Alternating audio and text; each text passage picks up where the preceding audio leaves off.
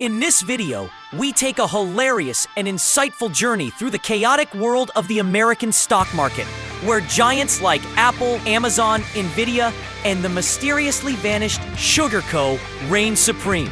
We dive deep into the enigmatic trio of Wall Street, BlackRock, Vanguard, and State Street, who seem to own everything from tech to tacos, making it feel like they're playing Monopoly with real cash. As we unravel the conspiracies and the absurdities of the financial realm, we challenge you to think about what you would do with $1 million in this wild market landscape. Because where rumors and facts get hopelessly blurred, this is the new episode of The Nerd. Welcome to another episode of The Nerd. Let's take a wild ride through the American stock market. Look at those big names: Apple, Amazon, Nvidia, and Meta. Oh, and don't forget the legendary Sugar Co. Oh, wait, they've dropped off the list faster than a bad pun. But seriously, the real mystery is the three amigos of Wall Street: BlackRock, Vanguard, and State Street. They own everything from tech to tacos. It's like they're playing Monopoly with real money. Are they just puppets for shadowy overlords, or is it all just a spicy conspiracy stew? Spoiler alert, the truth is messier than a toddler with spaghetti. So let's imagine you've got $1 million. What's your next move? So instead of parking your cash safely, you decide to dive headfirst into the stock market. Congratulations! With zero experience and no strategy, you've officially lost your money. Forget what the trading gurus or YouTube ads say about easy profits. The stock market is no walk in the park. Rule number 1, don't put all your eggs in one basket. Imagine investing everything in Tesla, only to wake up and find Elon Musk is having a spat with the president. Your stocks plummet faster than your hopes. Diversification is key. If you invested all your cash in the financial system back in 2007, you'd be begging for change by 2008. Enter the investment fund, a magical box where experts play with your money while you sit back and hope for the best. So let's break it down. You invest $100 in a fund that's like a buffet of 100 companies. Congratulations, you now own $1 in each. The art of fund management has been around for nearly a century, kicking off in the 1920s with closed funds. Picture it, a company shouts, "We need 100 million," and everyone scrambles like it's a Black Friday sale. Fast forward to the 50s in Boston, where open funds pop up, allowing regular folks to join the investment party without needing a trust fund. Then, in 1974, Nobel laureate Paul Samuelson drops a truth bomb, revealing that these so-called investment wizards might just be not that wizardly. Spoiler alert, they're not outperforming the market. So, are investors just a bunch of losers? Stay tuned. So, our stock just took a nosedive of 4%. What's the plan if we want to assess the entire stock market? Not just a couple of companies, but the whole circus. Enter the indexes, the magical cheat sheets for evaluating a gazillion companies at once. Want to judge London's stock market? Say hello to the FTSE 100. And in the US, the S&P 500 reigns supreme,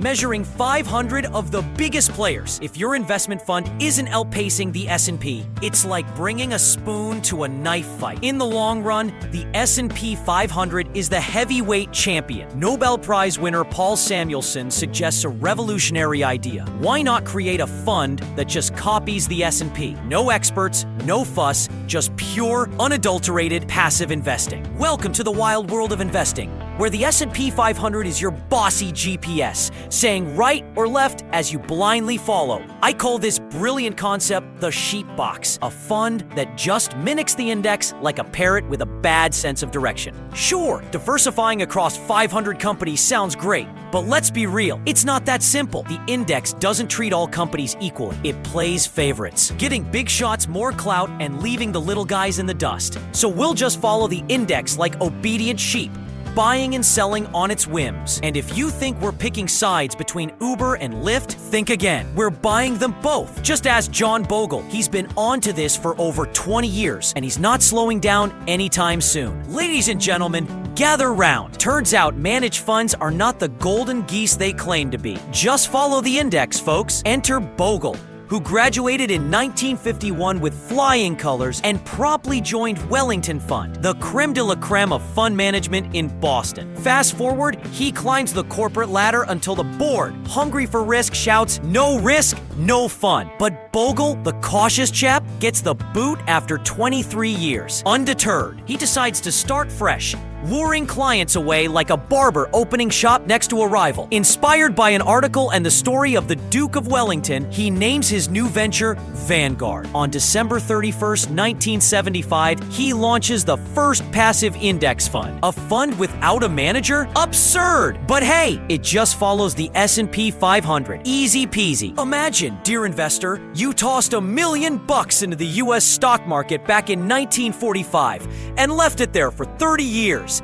Fast forward to 1975, and you're like, hey, let's see how my money's doing. The savvy folks who put their cash in a managed fund, they're sitting pretty with $16 million. But wait, the passive investors, those who let the index do the heavy lifting, they're raking in a whopping $25 million. That's $1 million a year, folks. Meanwhile, our friend Bogle, trying to sell the dream of passive investing, could barely scrape together $12 million after months of schmoozing.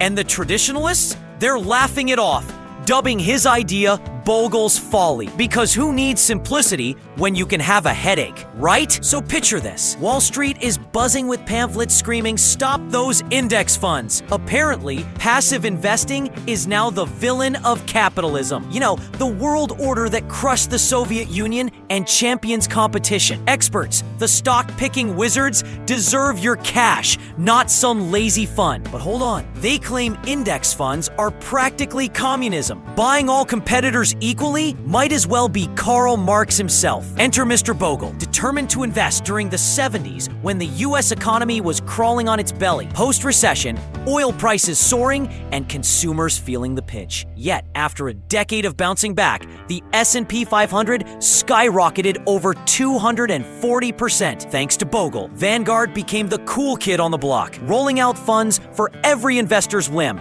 Because remember, don't put all your eggs in one basket, unless it's a really big basket. Welcome to the wild world of investment, where boxes are more than just cardboard. While some funds cater to retirees, the Vanguard crew is busy channeling the calm, long-term investment vibes of Mr. Bogle himself. With a cool $1.5 billion in their pockets, they aimed for a whopping $77 billion by 1991. As S&P funds ballooned, so did Vanguard stock, making competitors sweat bullets. Enter Nathan Most, a Wall Street wizard, who suggested a radical idea to Bogle. Make investing as easy as ordering takeout. Forget the paperwork and awkward meetings. Just buy shares of the index fund like it's a pizza. Bogle, with a twinkle in his eye, realized he was already serving up that delicious investment pie. Want to join us? No need to visit a branch. Just buy our fund shares. Want to leave? Sell your shares. Welcome to the world of ETFs, where instead of saying,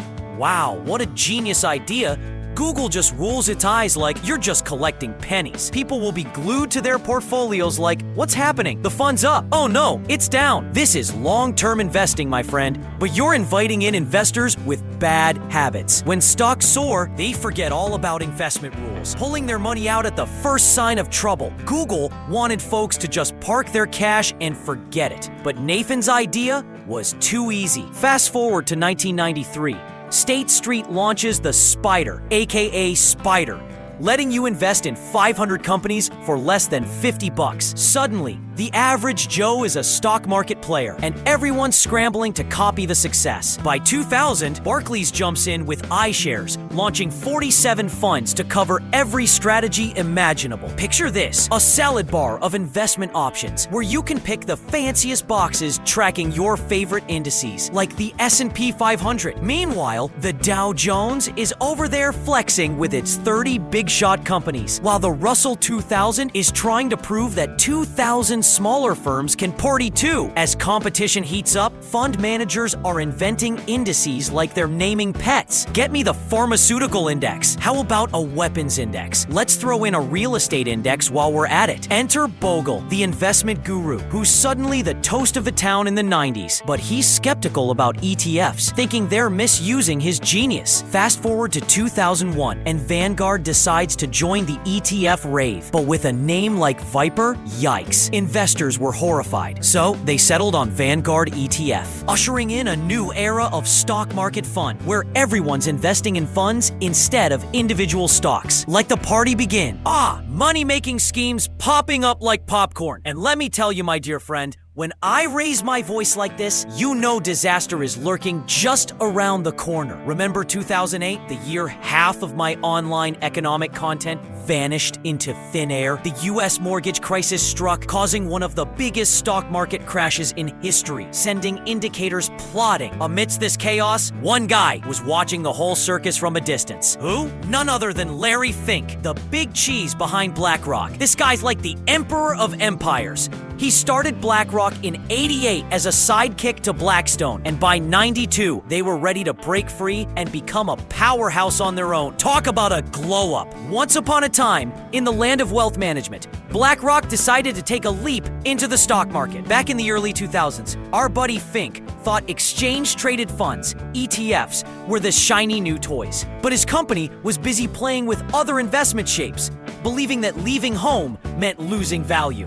Fast forward to 2009, when Barclays was wobbling like a drunk giraffe post-crisis. Fink swoops in, offering a whopping $13.5 billion for iShares, while everyone else was like, why pay top dollar for a chicken dinner? Spoiler alert, Fink was right. This acquisition became legendary. And now, after a whirlwind of crises, the S&P 500 skyrocketed over 740%. So while the world was falling apart, ETFs were partying like it's 1999. Now worth a staggering $10 trillion. Imagine typing numbers into a calculator and hitting 0 a 10th time. Yawn. Now, let's peek inside the biggest investment boxes. Surprise! It's the usual suspects. Vanguard's S&P 500, flaunting a jaw-dropping $660 billion. Mr. Box himself. Next up, State Street with $600 billion. And trailing behind, iShares at $560 billion. Poor nerdy friend, stuck in the middle, like Smeagol at a family reunion. At least he can buy 13 of me. These three titans dominate the US stock market, raking in billions for passive investors, ensuring they own a hefty slice of every big pie. And guess what? Bitcoin ETFs are now a thing, gobbling up over 100 billion and more Bitcoin than Satoshi himself. Conspiracy theories? Nah, just the new normal. So here's the scoop. For a decade, 3 mega companies have been under fire from the Democrats and liberals in the US for allegedly monopolizing a staggering $20 trillion. I mean, if one of them sneezes, the global economy might just catch a cold. They're calling for antitrust laws to chop these giants into tiny, manageable pieces. Surprisingly, Republicans and Democrats are united in this crusade. In 2020, the American Economic Liberties Project accused BlackRock of voting against eco-friendly policies. Fast forward to 2023, and Congressman Jim Jordan is flipping the script, claiming Vanguard and BlackRock are forcing liberal agendas on companies. And their response? Hey, we're just managing other people's money. Sure, buddy, and I'm just managing my snack intake. So let's break down the corporate drama of the century. Vanguard owns a whopping 9% of Apple, but don't expect their CEO to ring up Tim Cook and say, hey, can you fix that iPhone camera? It's not cute enough. Nope. The rest of Apple is owned by other folks. And guess what? Vanguard has 8% of BlackRock, their arch nemesis. But they can't boss BlackRock around, even though they're practically family. In a riveting 2023 showdown, Morningstar found that BlackRock agreed with 55 decisions, State Street with 60, and Vanguard a measly 28. It's like a corporate sitcom where they don't plot together in a dark room. Spoiler, it's all paperwork and snooze fests. So no conspiracy here, folks. Unless, of course, I'm being bribed to say that. Just kidding. I only accept pounds, Barclays. Welcome to the wild world of investment, where morality and politics play a game of dodgeball. Imagine funds that refuse to touch tobacco or alcohol, like a vegan at a barbecue. Meanwhile, there are those funds that practically throw cash at weapons like it's a Black Friday sale. Seriously, if you buy shares in a gun company, you might as well be funding your own demise. And let's not forget the asset management firms, who care more about stock prices than your soul. If everyone suddenly decided to boycott arms, you'd see these firms protesting with signs saying, "No to war." It's a circus. And then there's John Bogle, the investment guru who made stock trading accessible to the masses. His advice? Just stick with the S&P 500. And don't freak out when the market crashes. But hey, I'm just the messenger. Don't blame me if you lose your shirt. So, dear viewer, the Bogle advice has been a roaring success for the past 50 years. But let's not kid ourselves. Just because the US stock market has been on a 10% annual roller coaster for a century doesn't mean it'll keep soaring. Just look at our delightful world. By the time this episode airs, we might be smelling the end of the world. Nuclear forces are typing. Beware, my friend, the day you toss your cash into the S&P 500. We could be on the brink of World War III, a pandemic, or even a cosmic explosion. Who knows what's next? Anyway, may the odds be ever in your favor and your digital wallet. In the meantime, check out past episodes, subscribe, catch you the next one.